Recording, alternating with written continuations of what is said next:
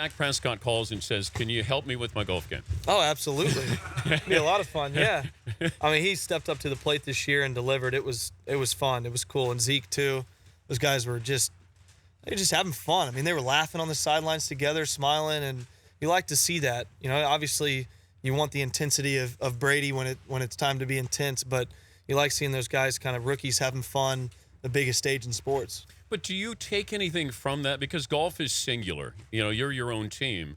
But to try to enjoy the moment, how tough is it to enjoy a moment when there's so much pressure attached to it? Yeah, and golf's so frustrating, too, because, you know going into the day that you're going to have some bad swings, and it can't be perfect. I mean, there's no chance. Even your best rounds, you hit a couple shots or a couple putts you didn't mean to hit.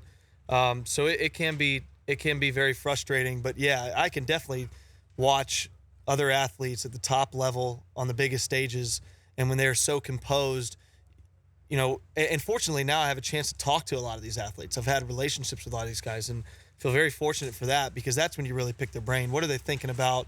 What's their visualization like? How do they get over, TB12 throws a pick six and they go down, 21-0. What was he sitting there praying about? What was his visualization for the rest of the game?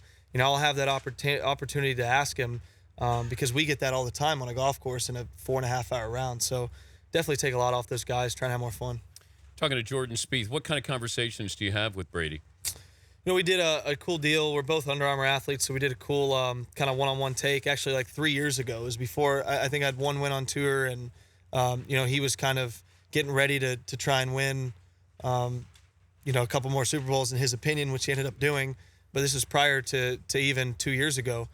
And just a lot of mentorship about, success early on in a career. He was in his early 20s and wins 3 Super Bowls.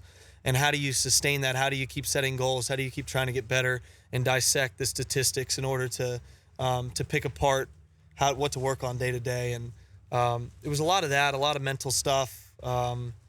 He's just what an incredible athlete, deemed the greatest of all time in his sport. And this week I'm actually playing with another that's the greatest of all time in his sport, and that's Wayne Gretzky. So just being around these athletes after just being a fanatic myself, you got to kind of pinch yourself here and there. It's pretty cool. The Dan Patrick Show, weekday mornings on Audience.